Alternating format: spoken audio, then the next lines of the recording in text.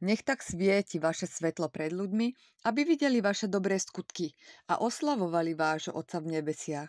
Matúš 5:16. Otče Bože, ďakujem ti, že si ma povolal, aby som bola svetlom v tomto tmavom svete. Pomôž mi, aby som dnes jasne žiarila svojimi činmi, slovami a láskou, ktorú preukazuješ druhým. Nech všetko, čo robím, odráža tvoju dobrotu, prináša slávu tvojmu menu. Nauč ma kráčať v láskavosti, pravde a odvahe, aby ťa ostatní mohli vidieť skrze mňa. Použij si ma dnes ako nádobu svojho svetla. V Ježišovom mene. Amen. Ja vyhlasujem, že som svetlom sveta a žiari zo mňa Božia láska. Moje činy oslavujú môjho nebeského Otca. Ja odrážam Božiu dobrotu všade, kam prídem. Ja nebudem skrývať svoje svetlo.